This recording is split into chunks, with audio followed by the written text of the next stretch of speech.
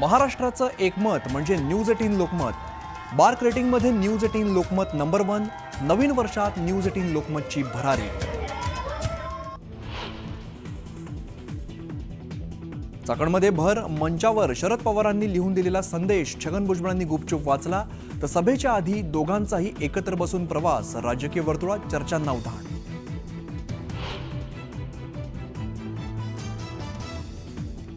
घरी पोलिसांनी video shooting केल्याने जितेंद्र आव्हाडांचा संताप। रात्र झाली तरी याला सोडणार नाही, वॉच ठेवणाऱ्या पोलिसाला आव्हाडांनी सुनावलं।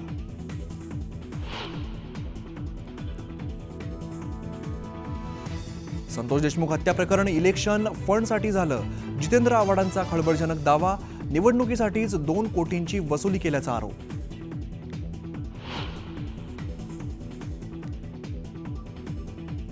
संतोष देशमुख हत्या प्रकरणी एसआयटी कडून दोघांची चौकशी। फरार आरोपींना पळून जाण्यास मदत केल्याचा संशय।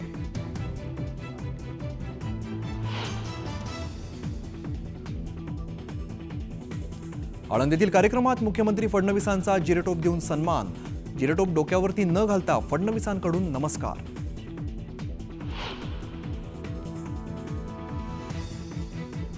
ठाणे पालिकेतील दिवा प्रभाग समितीच्या सहाय्यक आयुक्तांना मारहाण। अनधिकृत बांधकामाविरोधातील कारवाई दरम्यानची घटना, गुन्हा दाखल।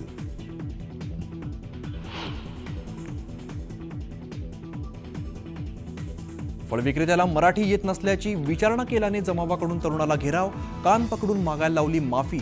मुंब्र्यातल्या घटनेनंतर 20 ते 25 जणांवरती गुन्हा दाखल।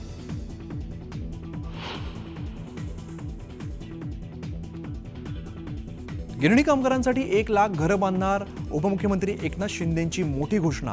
मुंबईतील रखडलेल्या पुनर्विकास प्रकल्पांना गती देण्याचे निर्देश।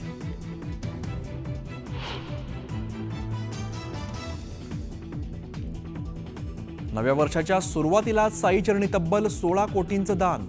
सोनं नाणं, चेक, रोख रक्कम आणि ऑनलाईन दान अर्पण।